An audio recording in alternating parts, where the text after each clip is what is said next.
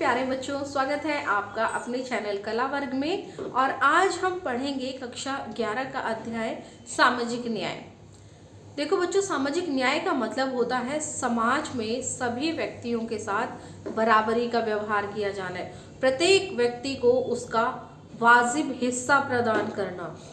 ये सामाजिक न्याय कहलाता है कि समाज में प्रत्येक व्यक्ति को उसका वाजिब हिस्सा प्रदान करना सामाजिक न्याय कहलाता है। फिर चाहे वो स्त्री हो, पुरुष हो, लड़का हो, लड़की हो या अन्य हो, या किसी भी क्षेत्र का हो, किसी भी भाषा का हो, चाहे किसी भी धर्म का हो, गोरा हो, काला हो, लंबा हो, छोटा हो, मोटा हो, पतला हो, नो, किसी आधार पर किसी प्रकार का कोई भेदभाव नहीं किया जाएगा। इसी को सामाजिक न्याय कहते हैं। और अब विस्तार पूर्वक हम अपने अध्याय में सामाजिक न्याय को पढ़ लेते हैं। सबसे पहले हम इसका परिचय देखते हैं। प्रेम के बहुत से रंग हैं और उनकी व्याख्या कर पाना आसान नहीं, फिर भी हम अपनी अंतर्दृष्टि से यह समझ लेते हैं कि प्रेम का क्या मतलब है। उसी तरह न्याय के बारे में भी हमारी एक सहजानुभूत समझ होती है। हालांकि हो सकता है कि हम इसकी ठीक परिभाषा नहीं दे सके। इस मायने में न्याय भी बहुत हद तक प्रेम जैसा है। इसके अतिरिक्त प्रेम और न्याय दोनों अपने समर्थकों में भावप्रवण अनुक्रियाएं पैदा करते हैं, और जैसे प्रेम को वैसे ही न्याय को भी कोई बुरा नहीं कहता। प्रत्येक इंसान अपने लिए और कुछ हद तक बाकियों के लिए भी न्याय चाहता है, लेकिन प्रेम और न्याय में एक अंतर भी है। प्रेम उन लोगों से हमारे रिश्तों का एक पहलू है जिन्हें हम अच्छी तरह से जानते हैं, जबकि न्याय का सरोकार समाज में हमारे जीवन और सार्वजनिक जीवन को व्यवस्थित करने के नियमों और तरीकों से होता है, जिनके द्वारा समाज के विभिन्न सदस्यों के बीच सामाजिक लाभ और सामाजिक कर्तव्यों का बंटवारा किया जाता है। इसलिए न्याय के प्रश्न राजनीति के लिए केंद्रीय महत्व की चीज है। इस अध्याय को पढ़ने के बाद आप जो है सामाजिक न्याय की अवधारणा से जुड़े निम्न कुछ मुद्दों को समझने में सक्षम होंगे। सबसे पहले आप न्याय के उन सिद्धांतों को पहचान सकेंगे जो अलग अलग समाजों और अलग अलग समय में आपके सामने रखे गए। आप समझ पाएंगे कि वितरणात्मक न्याय का क्या अर्थ है। हम रोल्स के इस तर्क की चर्चा करेंगे कि निष्पक्ष और न्यायपरक समाज सभी सदस्यों के हित में होता है और इसे तार्किक आधार पर सिद्ध किया जा सकता है। तो हमारा पहला पॉइंट है, हम अपना अध्याय स्टार्ट करते हैं। अब न्याय क्या है? देखो, न्याय एक शॉर्ट में मैं आपको बता देती हूँ संक्षिप्त रूप में कि प्रत्येक व्यक्ति को उसका वाजिब हिस्सा प्रदान करना जिसका वो हकदार है, न्याय कहलाता है। और उसमें भी उसके साथ किसी प्रकार का कोई भेदभाव नहीं किया जाएगा, बिना किसी आधार पर भेदभाव के। और भेदभाव के आधार क्या हो सकते हैं? रंग, जाति, धर्म, लिंग, वंश, जन्म स्थान आदि। तमाम संस्कृतियों और परंपराओं को न्याय के प्रश्न से जूझना पड़ा है, भले ही उन्होंने इस अवधारणा की व्याख्या भिन्न भिन्न तरीकों से की हो। उदाहरण के लिए प्राचीन भारतीय समाज में न्याय धर्म के साथ जुड़ा था और धर्म या न्यायोचित सामाजिक व्यवस्था कायम रखना राजा का प्राथमिक कर्तव्य माना जाता था। ठीक है, ये पॉइंट आप नोट करिएगा अपनी कॉपी में कि प्राचीन भारतीय समाज में जो है न्याय धर्म से जुड़ा हुआ था और धर्म या न्यायोचित सामाजिक व्यवस्था कायम रखना जो है राजा का प्राथमिक कर्तव्य माना जाता था। चीन के दार्शनिक कन्फ्यूशस का तर्क था कि गलत करने वालों को दंडित कर और भले लोगों को पुरस्कृत कर राजा को न्याय कायम करना चाहिए। ये भी इम्पोर्टेंट पॉइंट है, आप इसको भी नोट डाउन करिएगा। यहाँ से आपको नोट डाउन करना है, ये चीन से आपको नोट डाउन करना है।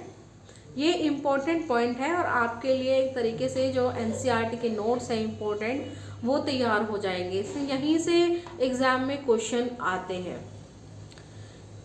चलिए, इसके बाद है ईसा पूर्व 4वीं सदी के एथेंस यूनान में प्लेटो ने अपनी पुस्तक द रिपब्लिक में न्याय के मुद्दों पर चर्चा की है। इस पॉइंट को भी आप नोट डाउन करिएगा।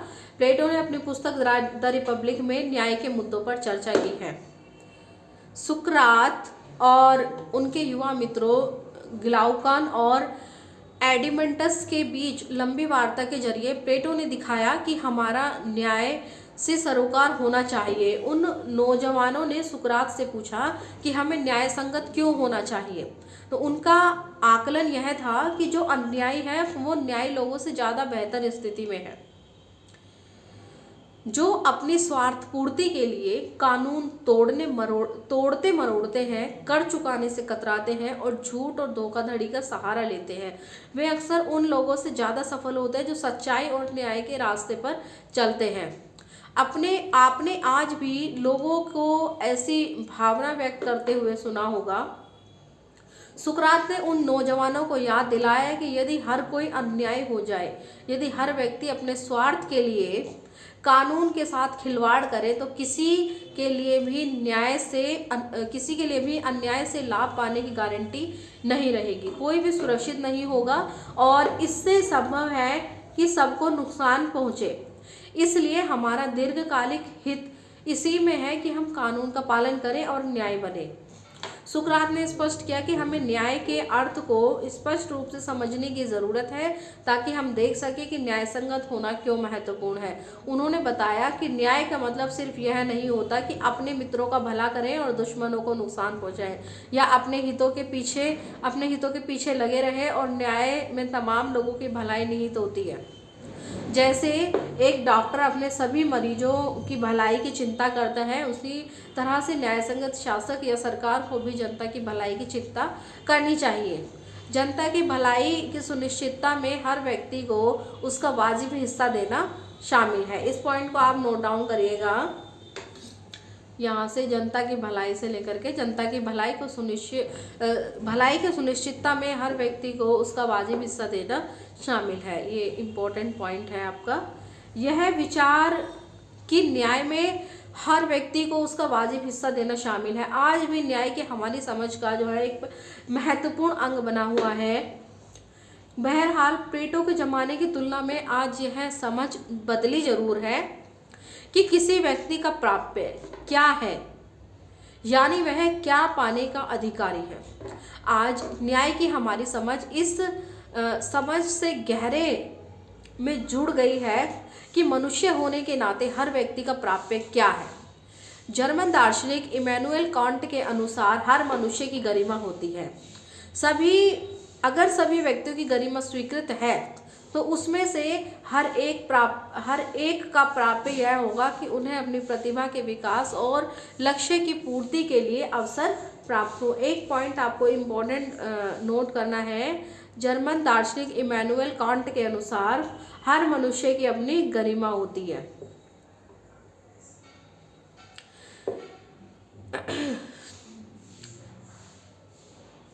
न्याय के लिए जरूरी है कि हम तमाम व्यक्ति को समुचित और बराबर की अहमियत दें। देखिए ये भी इम्पोर्टेंट है कि प्रत्येक व्यक्ति को समुचित और बराबर जो जरूरी है, जिससे सभी व्यक्ति बराबर और ऐसी अहमियत, ऐसा महत्व उनको प्रदान करें।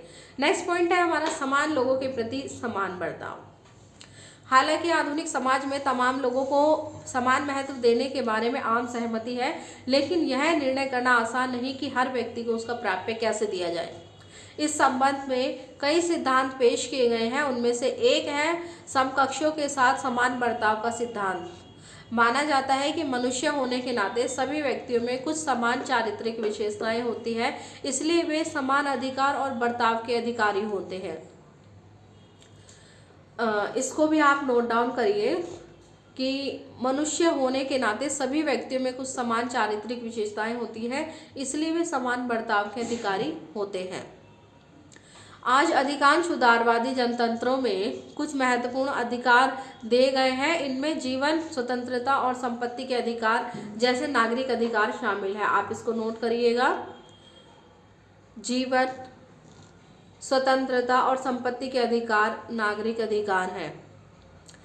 इनमें समाज के अन्य सदस्यों के साथ समान अवसरों के उपभोग करने का सामाजिक अधिकार और मताधिकार जैसे राजनीतिक अधिकार भी शामिल है। ये अधिकार व्यक्ति को राष्ट्र प्रक्रियाओं में भागीदार बनाते हैं। समान अधिकारों के अलावा समकक्षों के साथ समान बर्ताव के सिद्धांत के लिए जरूरी है कि लोगों के साथ वर्ग, जाति, नस्ल या लिंग के आधार पर भेदभाव ना किया जाए। उन्हें उनके काम और कार्यकलापों के आधार पर जांचा जाना चाहिए, इस आधार पर नहीं कि वे किस समुदाय के सदस्य हैं। इसलिए अगर भिन्न जातियों के दो व्यक्ति एक ही काम करते हैं, चाहे वह पत्थर तोड़ने का काम हो या फिर पिज्ज़ा बांटने का, उन्हें समान पारिश्रमिक मिलना चाहिए। यदि किसी काम के लिए एक व्यक्ति को 100 रुपये और दूसरे व्यक्ति को 75 रुपये इसलिए मिलते हैं क्योंकि वे भिन्न जातियों के हैं, तो यह अनुचित होगा और अन्यायपूर्ण होगा। इसी तरह यदि स्कूल में पुरुष शिक्षक को महिला शिक्षक से ज़्यादा वेतन मिलता है तो यह फर्क भी नाजायज़ और गलत होगा। तो देखिए किस तरीके से जो है प्रत्येक व्यक्ति को उसका हिस्सा प्रदान करना शामिल है। मतलब भेदभाव नहीं किया जाना। पहले होता ये था, भेदभाव होता था पहले, महिला को पुरुष से कम वेतन दिया जाता था, जबकि बराबर काम, एक ही काम वो दोनों लोग कर रहे हैं, उसके बावजूद भी पुरुष को ज़्यादा वेतन और महिला को जो है कम वेतन दिया जाता था। तो हमारा जो अगला पॉइंट है वो है समानुपातिक न्याय। समानुपातिक न्याय बहरहाल समान बर्ताव न्याय का एकमात्र सिद्धांत नहीं है। ऐसी परिस्थितियां हो सकती है जिसमें हम महसूस करें कि हर एक के साथ समान बर्ताव अन्याय होगा। मसलन अगर आपके स्कूल में यह फैसला किया जाए कि परीक्षा में शामिल होने वाले तमाम लोगों को, तमाम बच्चों को, जो छात्रों को हैं, बराबर अंक दिए जाएंगे क्योंकि सब एक ही स्कूल के विद्यार्थी हैं और सब ने एक ही परीक्षा दी है, तो आपको कैसा लगेगा? आप यहाँ ज़्यादा यह उचित समझेंगे कि छात्रों को उनकी जो उत्तर पुस्तिकाओं की गुणवत्ता और संभव हो तो इसके लिए उनके द्वारा किए गए प्रयास के अनुसार अंक दिए जाएं। दूसरे शब्दों में सबके लिए समान अधिकार की दौड़ में एक ही शुरुआती रेखा निर्धारित करने के बावजूद ऐसे मामलों में न्याय का मतलब होगा लोगों की उनके प्रयास के पैमाने और अर्हता के अनुपात में पुरस्कृत करना। अधिकांश लोग सहमत होंगे कि यूं तो लोगों को समान काम का समान दाम मिलना चाहिए, लेकिन किसी काम के लिए वांछित मेहनत, कौशल, संभावित खतरे आदि कारकों को ध्यान में रखते हुए अलग अलग काम के लिए अलग अलग पारिश्रमिक का निर्धारण किया गया है जो न्यायसंगत होगा। अगर हम इन मानदंडों का इस्तेमाल करें तो हम पाएंगे कि हमारे समाज में कुछ कामगार तबकों को ऐसे कारकों के मद्देनज़र निर्धारित पारिश्रमिक नहीं मिलता। उदाहरण के लिए खनिकों, कुशल कारीगरों तथा पुलिस कर्मियों जैसे कभी कभी खतरनाक लेकिन सामाजिक रूप से उपयोगी पेशे में लगे लोगों को सदैव यह पारिश्रमिक नहीं मिलता जो समाज में कुछ अन्य लोगों को होने वाली कमाई की तुलना में न्यायोचित हो। समाज में न्याय के लिए समान बर्ताव के सिद्धांत का समानुपातिकता के सिद्धांत के साथ संतुलन बिठाने की ज़रूरत है। नेक्स्ट पॉइंट है हमारा विशेष ज़रूरतों का विशेष ख्याल। देखिए सामाजिक न्याय की स्थापना के लिए एक विशेष ज़रूरतों के विशेष ख्याल की आवश्यकता बहुत ज़्यादा है। जैसे कि अगर हम इसको एग्जाम्पल के तौर पे समझ सकते हैं कि अगर आपके परिवार में कोई बच्चा है जो मानसिक या शारीरिक या किसी भी रूप से दिव्यांग है, तो ऐसे बच्चों को कुछ एक्स्ट्रा केयर दी जाती है पेरेंट्स की तरफ से भी। ये एग्जांपल हम देखें कि ब्लाइंड है, उसको पढ़ नहीं सकता है, तो उसके लिए स्पेशल तरीके की किताबें आती हैं, कुछ उसको विशेष ज़रूरतें होती हैं जिनका ध्यान उसके लिए रखा जाता है ताकि वह भी आगे बढ़ सके। ठीक है, उसके साथ भी न्याय हो सके। केवल इस वजह से अन्याय ना हो कि उस व्यक्ति के अंदर इस चीज़ की कमी है या ये चीज़ विशेष है। न्याय के जिस तीसरे सिद्धांत को हम समाज के लिए मान्य करते हैं वह पारिश्रमिक या कर्तव्य का वितरण करते समय लोगों की विशेष ज़रूरतों का ख्याल रखने का सिद्धांत है। इसे सामाजिक न्याय को बढ़ावा देने का तरीका माना जा सकता है। समाज के सदस्यों के रूप में लोगों की बुनियादी हैसियतों और अधिकारों के लिहाज से न्याय के लिए यह ज़रूरी हो सकता है कि लोगों के साथ समान बर्ताव किया जाए, लेकिन लोगों के बीच भेदभाव ना करना और उनकी मेहनत के अनुपात में उन्हें पारिश्रमिक देना भी यह सुनिश्चित करने के लिए शायद पर्याप्त ना हो कि समाज में अपने जीवन के अन्य संदर्भों में भी लोग समानता का उपभोग करें या किसी समाज समग्र से न्यायपूर्ण लोगों की विशेष जरूरतों को ध्यान में रखने का सिद्धांत समान बर्ताव के सिद्धांत को अनिवार्यता खंडित नहीं बल्कि उसका विस्तार ही करता है, क्योंकि समकक्षों के साथ समान बर्ताव के सिद्धांत में यह अंतर्निहित है कि जो लोग कुछ महत्वपूर्ण संदर्भों में समान नहीं है उनके साथ भिन्न ढंग से बर्ताव किया जाए। विशेष जरूरतों या विकलांगता वाले बच्चों को कुछ खास मामलों में असमान और विशेष सहायता के योग्य समझा जा सकता है, लेकिन इस पर सहमत होना हमेशा आसान नहीं होता कि लोगों को विशेष सहायता के लिए उनकी किन असमानताओं को मान्यता दी जाए। शारीरिक विकलांगता, उम्र या अच्छी शिक्षा और स्वास्थ्य सुविधाओं तक पहुंच ना होना कुछ ऐसे कारक हैं जिन्हें अनेक देशों में विशेष बर्ताव का आधार समझा जाता है। यह माना जाता है कि जीवन यापन और अवसरों के बहुत ऊंचे स्तर का उपभोग करने वाले और उत्पादक जिंदगी जीने के लिए जरूरी न्यूनतम बुनियादी सुविधाओं से वंचित लोगों से हर मामले में बिल्कुल एक जैसा बर्ताव करने पर परिणाम समतावादी और न्यायपूर्ण नहीं बल्कि एक असमान समाज होगा। हमारे देश में आमतौर पर देखा जाता है कि अच्छी शिक्षा, स्वास्थ्य और ऐसी अन्य सुविधाओं तक पहुंच का अभाव जाति आधारित सामाजिक भेदभाव से जुड़ा है। इसलिए संविधान में अनुसूचित जातियों और अनुसूचित जनजातियों के लोगों के लिए सरकारी नौकरियों में तथा शैक्षणिक संस्थानों में दाखिले के लिए आरक्षण का प्रावधान किया गया है। न्याय के विभिन्न सिद्धांतों पर हमारी बहस ने यह संकेत दिया है कि सरकारें कभी कभी न्याय के उपरोक्त 3 सिद्धांतों समकक्षों के बीच समान बर्ताव, लोगों को मिलने वाले लाभों को तय करते समय विभिन्न प्रयास तथा कौशल को मान्यता देना और जरूरतमंदों के लिए जीवन के न्यूनतम मानकों और अवसरों का प्रावधान के बीच सामंजस्य बिठाने में कठिनाई महसूस कर सकती हैं। समान बर्ताव के सिद्धांत पर अमल कभी कभी योग्यता को उचित प्रतिफल देने के खिलाफ खड़ा हो सकता है। योग्यता को पुरस्कृत करने को न्याय का प्रमुख सिद्धांत मानने पर जोर देने का अर्थ यह होगा कि हाशिए पर खड़े तबके कई क्षेत्रों में वंचित रह जाएंगे क्योंकि उनके पोषाहार और अच्छी शिक्षा जैसी सुविधाओं तक उनकी पहुंच नहीं हो पाती है। देश के विभिन्न समूह भिन्न भिन्न नीतियों की तरफदारी कर सकते हैं, जो इस पर निर्भर करता है कि वे न्याय के किस सिद्धांत पर बल देते हैं। ऐसी स्थिति में सरकार की जिम्मेदारी बन जाती है कि वह न्यायपरक समाज को बढ़ावा देने के लिए न्याय के विभिन्न सिद्धांतों के बीच सामंजस्य स्थापित करे। नेक्स्ट पॉइंट है हमारा न्यायपूर्ण बंटवारा। समाज में सामाजिक न्याय पाने के लिए सरकारों को यह सुनिश्चित करना होता है कि कानून और नीतियां सभी व्यक्तियों पर निष्पक्ष रूप से लागू हो, लेकिन इतना ही काफ़ी नहीं है और इससे कुछ ज़्यादा करने की कोशिश होती है। सामाजिक न्याय का सरोकार वस्तुओं और सेवाओं के न्यायोचित वितरण से भी है, चाहे यह राष्ट्रों के बीच वितरण का मामला हो या किसी समाज के अंदर विभिन्न समूहों और व्यक्तियों के बीच का।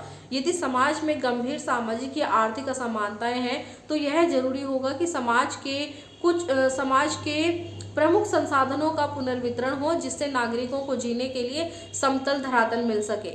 इसलिए किसी देश के अंदर सामाजिक न्याय के लिए यह जरूरी है कि न केवल लोगों के साथ समाज के कानूनों और नीतियों के संदर्भ में समान बर्ताव किया जाए, बल्कि जीवन की स्थितियों और अवसरों के मामले में भी वे कुछ बुनियादी समानता का उपभोग करें। यह हर व्यक्ति के लिए जरूरी माना गया है कि वह अपने उद्देश्यों के लिए प्रयास कर सके और स्वयं को अभिव्यक्त कर सके।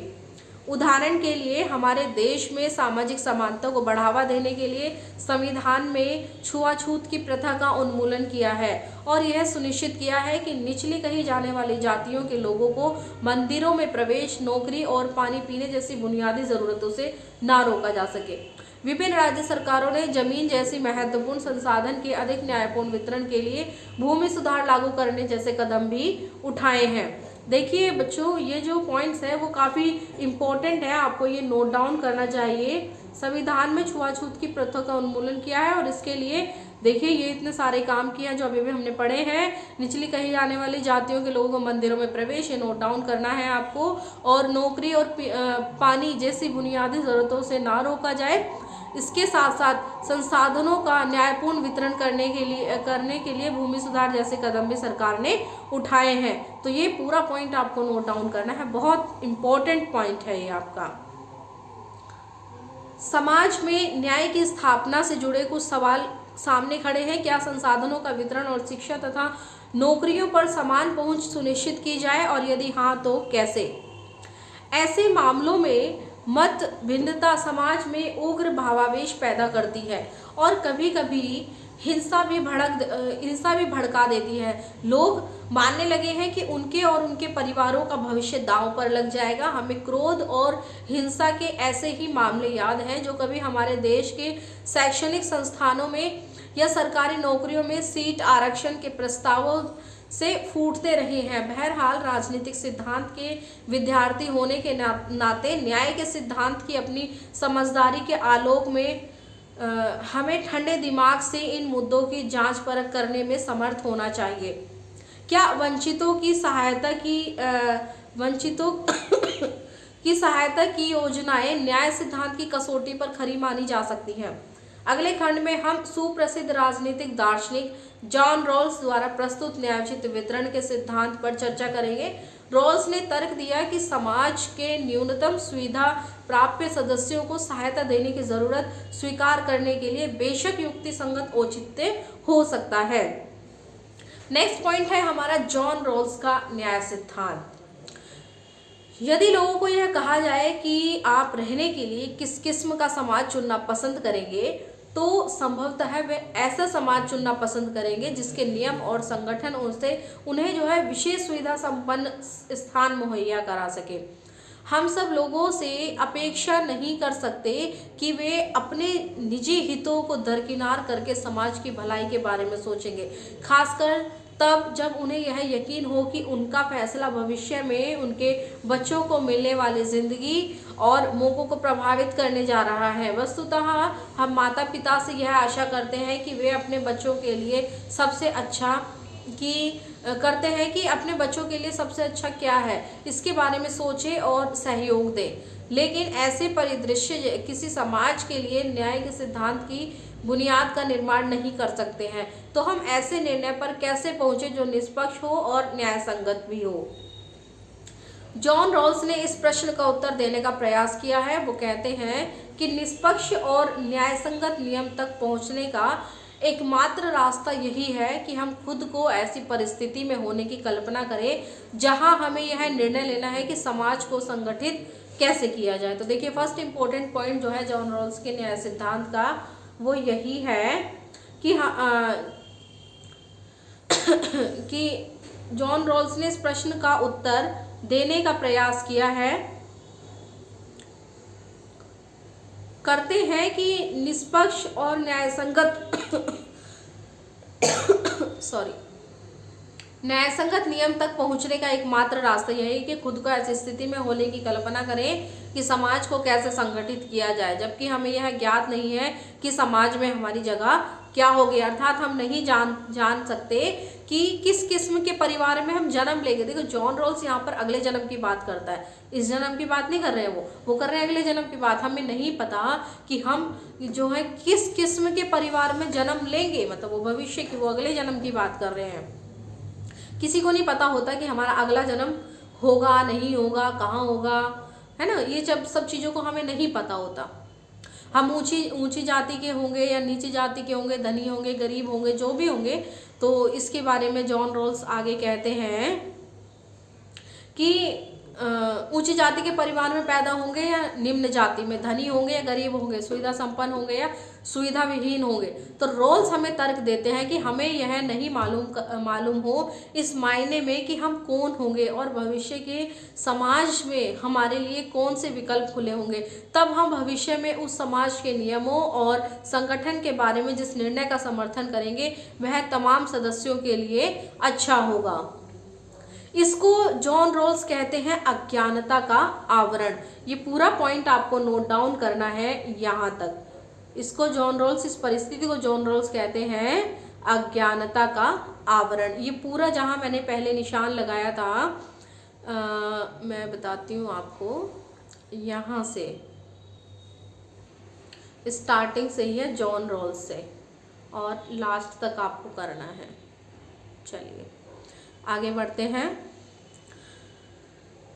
वे आशा करते हैं कि समाज में अपने संभावित स्थान और हैसियत के बारे में पूर्ण अज्ञानता के हालत में हर आदमी आमतौर पर जैसा सब करते हैं अपने खुद के हितों को ध्यान में रखकर फैसला करेगा, क्योंकि कोई नहीं जानता कि वह कौन होगा और उसके लिए क्या लाभप्रद होगा। इसलिए हर कोई सबसे बुरी स्थिति के मद्देनजर समाज की कल्पना करता है। तो जॉन रॉल्स का जो अगला इंपॉर्टेंट पॉइंट है वो ये है कि जॉन रॉल्स कहते हैं क्योंकि हमें पता नहीं होगा, हम अज्ञानता के आवरण में होंगे कि हमारा जन्म कहाँ होगा, तो ऐसी परिस्थिति में हमें जो है सबसे बदतर, सबसे बुरी स्थिति में खुद के होने की कल्पना करनी होगी। ठीक है, ये नोट डाउन करना है आपको जो मैंने अभी बताया है कि जॉन रॉल्स कहते हैं कि हमें नहीं पता होगा कि हम किस प्रकार के समाज में होंगे, कहाँ होंगे, तो इसके लिए हमें अपनी जो है सबसे बुरी स्थिति की कल्पना करनी होगी कि हम बहुत जो है बेकार स्थिति में होंगे। खुद के लिए सोच विचार कर सकने वाले व्यक्ति के सामने यह स्पष्ट होगा कि जो जन्म से सुविधा संपन्न है वे कुछ विशेष अवसरों का उपभोग करेंगे, लेकिन दुर्भाग्य से यदि उनका जन्म समाज के वंचित तबकों में हो गया तो जहां वैसा कोई अवसर ना मिले तब क्या होगा। इसलिए अपने स्वार्थ में काम करने वाले हर व्यक्ति के लिए यह उचित होगा कि वह संगठन के ऐसे नियमों के बारे में सोचे जो कमजोर तबकों के लिए यथोचित अवसर सुनिश्चित कर सके। इस प्रयास से दिखेगा कि शिक्षा, स्वास्थ्य, आवास जैसे महत्वपूर्ण संसाधन सभी लोगों को प्राप्त हो, चाहे वे उच्च वर्ग के हो या ना हो, तो संसाधन सभी तक पहुंच सके। इसके लिए जॉन रॉल्स कहते हैं कि खुद को बद से बदतर स्थिति में होने की कल्पना जब हम करेंगे तो ऐसे प्रयास किए जाएंगे कि जिससे समाज के पिछड़े, गरीब, वंचित जो भी वर्ग हैं उनको भी उनका अधिकार मिल सके, कुछ संसाधन उन तक भी पहुंच सके। ये उद्देश्य है जॉन रॉल्स का, बद से बदतर स्थिति में होने की कामना या कल्पना करने का। बेशक अपनी पहचान को विस्मृत करना, विस्मृत का मतलब होता है भूल जाना, अपनी पहचान को विस्मृत करना और अब अज्ञानता के आवरण में खड़े होने की कल्पना करना किसी के लिए सहज नहीं है, लेकिन तब अधिकांश लोगों के लिए यह भी उतना ही कठिन है कि वे आत्मत्यागी बने और अजनबी लोगों के साथ अपने सौभाग्य की हिस्सेदारी करें। यही कारण है कि हम आदतन आत्मत्याग को वीरता से जोड़ते हैं। इन मानवीय दुर्बलताओं और सीमाओं के मद्देनजर हमारे लिए ऐसे ढांचे के बारे में सोचना बेहतर होगा जिसमें असाधारण कार्रवाइयों की जरूरत ना हो। अज्ञानता के आवरण वाली स्थिति की यह विशेषता है कि उसमें लोगों से सामान्य रूप से विवेकशील मनुष्य बने रहने की उम्मीद बनती है। उनसे अपने लिए सोचने और अपने हित में जो अच्छा हो उसे चुनने की अपेक्षा रहती है। हालांकि प्रासंगिक बात यह है कि जब वे अज्ञानता के आवरण में रहकर चुनते हैं तो वे पाएंगे कि सबसे बुरी स्थिति में ही सोचना उनके लिए हितकर होगा। देखो, सबसे बुरी स्थिति के बारे में सोचेंगे तो हम खुद को उसी तरीके से प्रिपेयर रखेंगे और उसी तरीके की सुविधाएं जो है हर व्यक्ति जो है प्रदान करने की कोशिश करेगा कि हमें पता ही नहीं होगा हम कौन से किस प्रकार के समाज में जन्म लेंगे, तो सबके लिए अच्छा ही वो करने की कोशिश करेंगे। अज्ञानता का कल्पित आवरण ओढ़ना उचित कानूनों और नीतियों की प्रणाली तक पहुंचने का पहला कदम है। इससे यह प्रकट होगा कि विवेकशील मनुष्य न केवल सबसे बुरे संदर्भ के मद्देनजर चीज़ों को देखेंगे बल्कि वे यह भी सुनिश्चित करने की कोशिश करेंगे कि उनके द्वारा निर्मित नीतियां समग्र समाज के लिए लाभप्रद हो। दोनों चीज़ों को साथ साथ चलना है, चूँकि कोई नहीं जानता कि वे आगामी समाज में कौन सी जगह लेंगे। इसलिए हर कोई ऐसे नियम चाहेगा जो अगर वे बुरी स्थिति में जाने वालों के बीच में पैदा हो गए तब भी उनकी रक्षा हो सके। लेकिन उचित तो यही होगा कि वे यह भी सुनिश्चित करने की कोशिश करें कि उनके द्वारा चुनी गई नीतियां बेहतर स्थिति वालों को कमज़ोर ना बनाते, क्योंकि यह संभावना भी हो सकती है कि वे खुद भविष्य के उस समाज में सुविधा संपन्न स्थिति में पैदा हो। इसलिए यह सभी के हित में होगा कि निर्धारित नियमों और नीतियों से संपूर्ण समाज को फायदा होना चाहिए, किसी एक खास हिस्से का नहीं। यह निष्पक्षता विवेक सम्मत कार्रवाई का परिणाम है, ना कि परोपकार या उदारता का। इसलिए इसलिए रोल्स तर्क देते हैं कि नैतिकता नहीं बल्कि विवेकशील चिंतन हमें समाज में लाभ और भार के वितरण के मामले में निष्पक्ष होकर विचार करने को प्रेरित करता है। ये इम्पोर्टेंट पॉइंट है, आपको नोट करना है।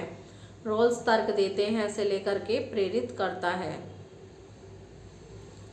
इस उदाहरण में हमारे पास पहले से बना बनाया कोई लक्ष्य या नैतिकता के प्रतिमान नहीं होते हैं।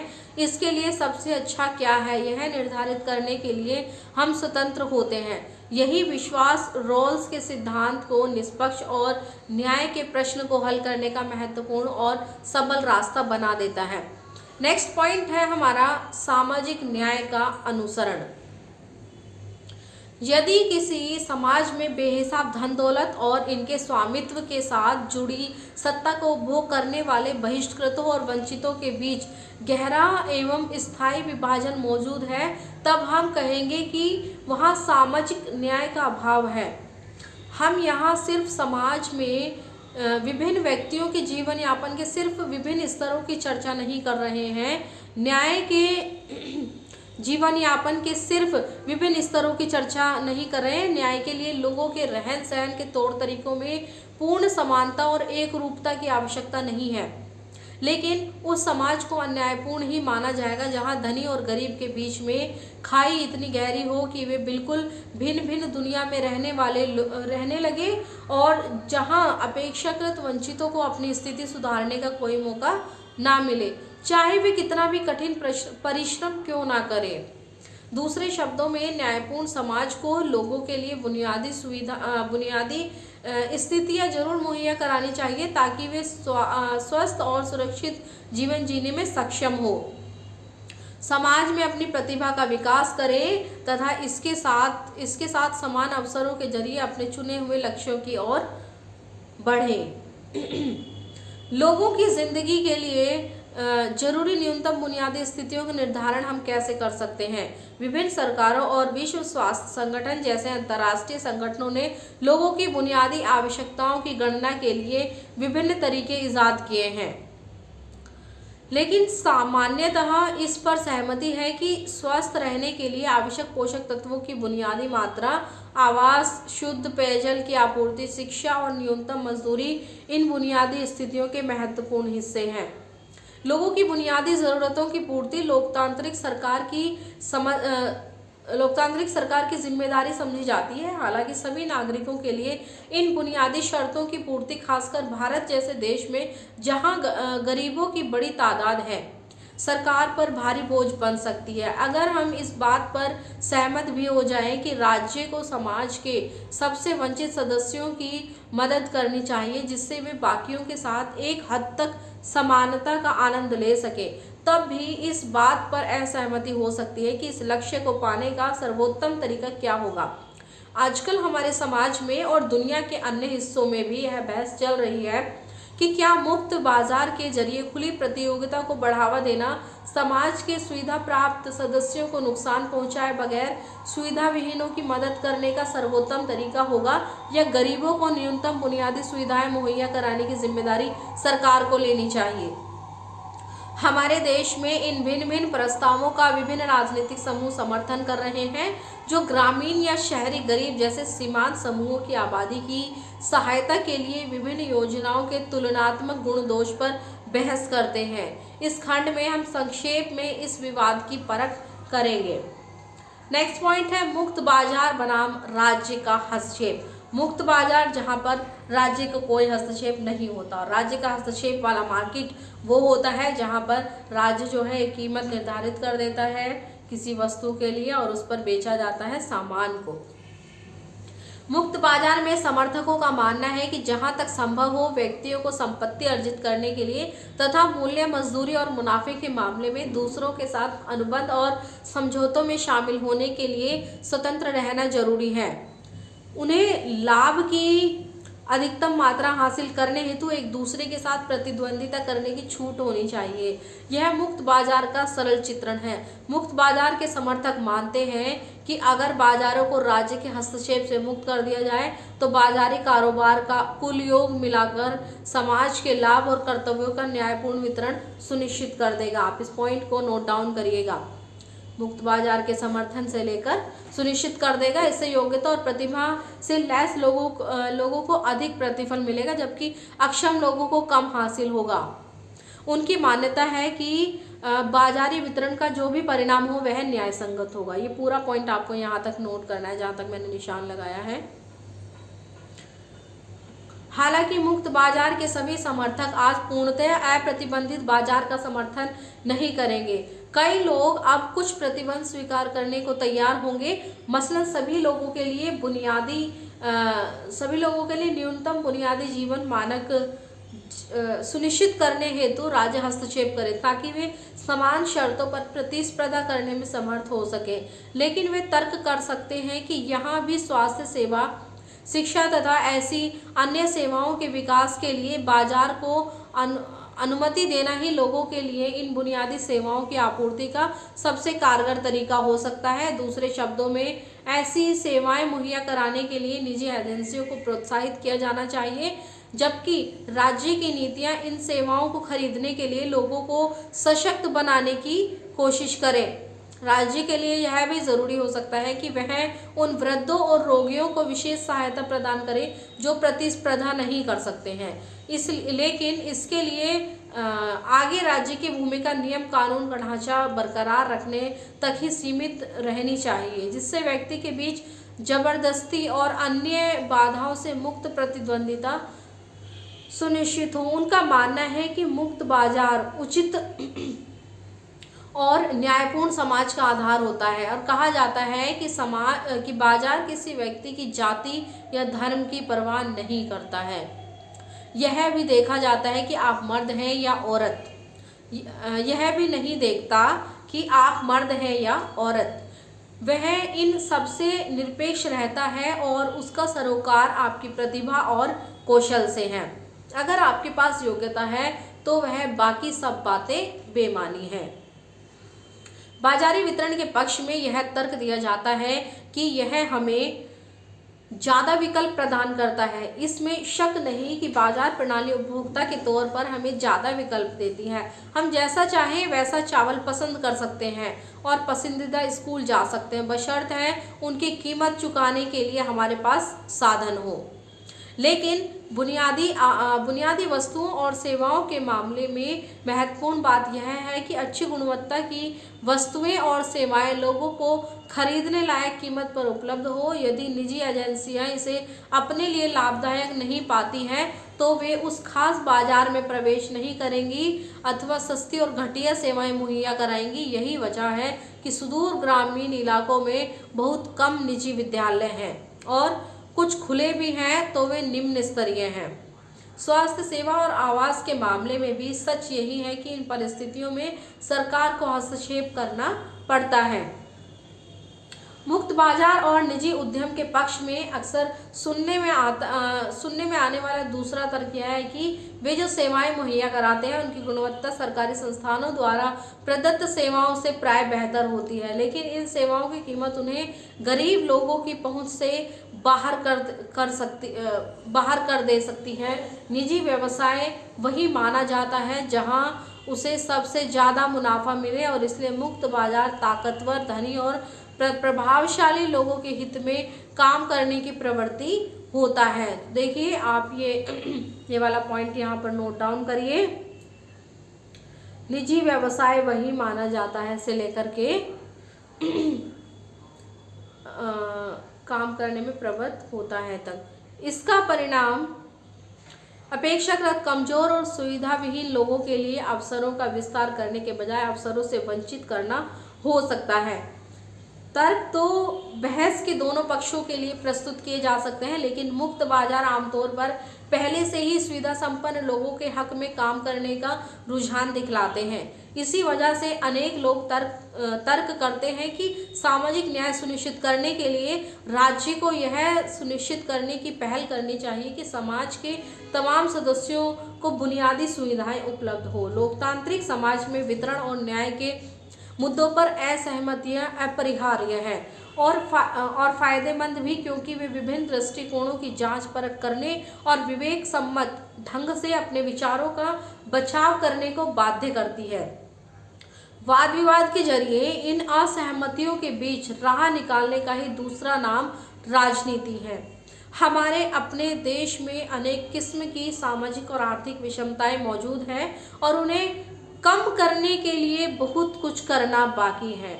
न्याय के विभिन्न सिद्धांतों के अध्ययन में हमें इसमें शामिल मुद्दों पर बहस करने के लिए तथा न्याय के अनुसरण के सर्वोत्तम रास्ते के बारे में एक सहमति पर पहुंचने में मदद मिलती है।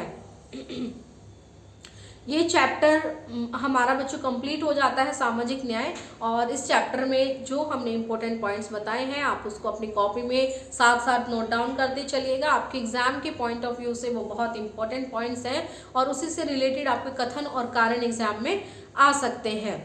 और आप अपने इस चैनल को लाइक शेयर एंड सब्सक्राइब कर दीजिएगा अगर आपको हमारी वीडियो अच्छी लगती है तो। चलिए अब इस चैप्टर के हम कुछ इम्पोर्टेंट पॉइंट्स देख लेते हैं। जो इम्पोर्टेंट पॉइंट्स नहीं, जो बॉक्स में कुछ इम्पोर्टेंट दिए गए हैं तो हम अपने बॉक्स को देख लेते हैं। हमारा सबसे पहला बॉक्स है, वे कहते हैं कि अन्याय करना स्वाभाविक रूप से अच्छा है और दुष्टता झेलना बुरा, क्योंकि यह भी कि भलाई की तुलना में दुष्टता बड़ी है और इसलिए जब लोग अन्याय करने और झेलने दोनों का अनुभव प्राप्त कर लेते हैं तब वे किसी एक से बचने और दूसरे को पाने में सफल नहीं होते। तब वे सोचते हैं कि दोनों में से कुछ भी ना होने के लिए आपस में समझौता करना बेहतर है। यहाँ से कानून और आपसी प्रसंविदाएँ बनती है और जो कुछ कानून के द्वारा किया जाता है उसे ही कानून सम्मत और न्यायोचित कहा जाता है। ये सुकरात के ग्लाउकॉन से द रिपब्लिक से लिया गया है। सुकरात से ग्लाउकन के जो वार्तालाप हो रहे थे उसमें द रिपब्लिक बुक में, तो वहाँ से इसको लिया गया है। हमारा जो नेक्स्ट बॉक्स है उसको हम देख लेते हैं। ये क्या है, चिंतन मंथन है। ये नीचे दी गई स्थितियों की जांच करें और बताएं कि क्या वे न्याय संगत हैं। अपने तर्क के साथ यह भी बताएं कि प्रत्येक स्थिति में न्याय का कौन सा सिद्धांत काम कर रहा है। अब देखिए, एक दृष्टिहीन छात्र सुरेश को गणित का प्रश्न हल करने के लिए 3.5 घंटे मिलते हैं, जबकि अन्य सभी छात्रों को केवल 3 घंटे मिलते हैं। तो देखो, विशेष जरूरतों का विशेष ख्याल रखा गया है इसमें। गीता बैसाखी की सहायता से चलती है। अध्यापिका ने गणित का प्रश्न पत्र हल करने के लिए उसे भी 3.5 घंटे का समय सुनिश्चित किया है। देखिए, सेम है। एक अध्यापक कक्षा में कमजोर छात्रों के मनोबल को उठाने के लिए कुछ अतिरिक्त अंक देते हैं, आगे बढ़ाने के लिए है, सब समाज की मुख्य धारा के साथ वो जुड़ सके। एक प्रोफेसर अलग अलग छात्राओं को उनकी क्षमताओं के मूल्यांकन के आधार पर अलग अलग प्रश्न पत्र बांटते हैं, तो विशेष जरूरतें का ख्याल रखा गया है इसमें भी। संसद में एक प्रस्ताव विचाराधीन है कि संसद की कुल सीटों में से 1/3 महिलाओं के लिए आरक्षित कर दी गई है। तो आरक्षण की सुविधाएं की गई है यहाँ पर। समाज का जो एक तबका है जिसने बहुत लंबे समय तक जो है शोषण का शिकार रहा है, जो शोषण झेला है एक लंबे समय तक, ठीक है। महिलाएं, इनको आगे नहीं बढ़ने दिया जाता था, महिलाओं को आगे नहीं बढ़ने दिया जाता था। तो इसके लिए फिर सरकार ने देखिए संसद में सीटें ही महिलाओं के लिए आरक्षित कर दी। अब होगा ये कि उन सीटों पर केवल महिलाएं ही चुनकर आएंगे और पुरुष उन सीटों पर चुनाव नहीं लड़ सकता। पहले महिलाओं को केवल घर तक सीमित रखा जाता था, लेकिन क्योंकि वो भी समाज का बराबर का हिस्सा है तो इसीलिए उनको आगे बढ़ाने के लिए सरकार के द्वारा विभिन्न प्रयास किए गए हैं। देखिए, हमारा नेक्स्ट कार्टून है। कार्टून में है, ये लड़का कह रहा है कि न्याय की देवी की आंखों पर पट्टी क्यों बंधी है। लड़की कहती है कि न्याय की देवी आंखों पर पट्टी इसलिए बांध रखी है क्योंकि उसे निष्पक्ष रहना है। तो देखिए, ये क्वेश्चन एक बार एग्जाम में आ चुका है कि न्याय की देवी की आंखों पर पट्टी क्यों बंधी हुई है। आप इसको नोट डाउन करिएगा, इंपॉर्टेंट है ये पॉइंट, आपके लिए काफी इंपॉर्टेंट है। ठीक है, हाँ जी। तो इसमें है बिल्कुल ठीक, उससे निष्पक्ष रहना है, लेकिन अगर वह आंखों पर पट्टी बांधे रहेगी तो लोगों की विशेष ज़रूरतों को कैसे देख पाएंगे, ये भी बात ठीक है। ठीक है, तो इसको आपको नोट डाउन करना है अपनी कॉपी में इम्पोर्टेंट पॉइंट के रूप में। और हम अपना नेक्स्ट देख लेते हैं। देखिए, ये लड़का कहता है कि मैंने सुना है कि न्याय में देर होना अंधेर होना है, लोग ऐसा क्यों कहते हैं? जवाब मिलता है क्योंकि यदि किसी विवाद में निर्णय बहुत देर से होता है तो हो सकता है कि पीड़ित व्यक्तियों को कानूनी कार्यवाही से कोई लाभ नहीं मिले। क्या ऐसा मुकदमा जीतने का कोई फायदा है जिसका फैसला मरने के बाद आए? बिल्कुल सही बात है। जीते थी तो पूरी जिंदगी उन्होंने परेशानियों में और जिल्लत झेलते झेलते बिता दी है, और जब उनकी मृत्यु हो गई है उसके बाद उनको न्याय मिल रहा है, तो ये कोई अच्छी स्थिति नहीं है। तो इसलिए कहा जाता है कि न्याय में देरी होना न्याय ना मिलने के समान है या अंधेर होने के समान है, इसलिए ऐसा कहा जाता है। और ये है आओ कुछ करके सीखे। विभिन्न सरकारी और संयुक्त राष्ट्र संघ इकाइयों ने भोजन, आय और पानी जैसी सुविधाओं की न्यूनतम आवश्यकताओं की गणना की है। अपने स्कूल के पुस्तकालय या इंटरनेट से ऐसी गणनाओं की खोज करें। चलिए अब ये आपको देखना है कि कहाँ कहाँ ऐसी सुविधाएं उन्होंने मुहैया कराने का प्रयास किया है।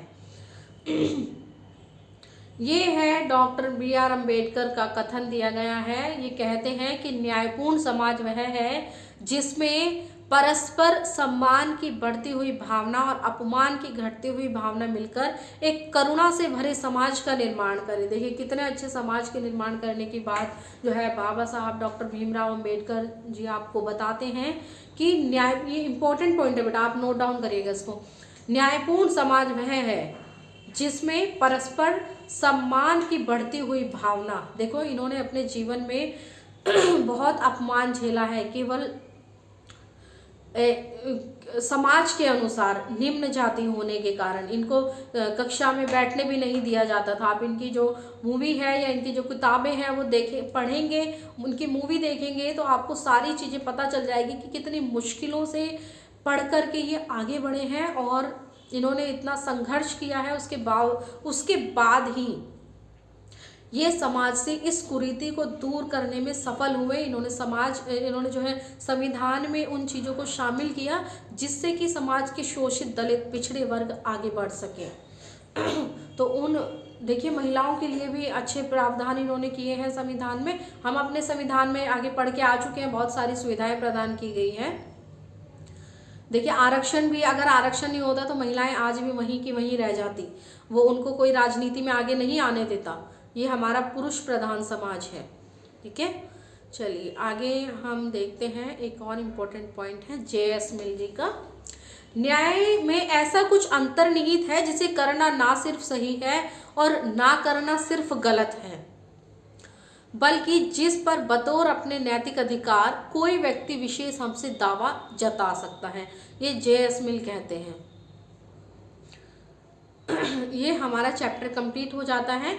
चलिए अब हम आपसे नेक्स्ट वीडियो में मिलते हैं। तब तक के लिए अपने इस चैनल को लाइक, शेयर एंड सब्सक्राइब करते रहिए अगर आपको ये अच्छा लगता है। Thank you for watching. Okay, bye bye.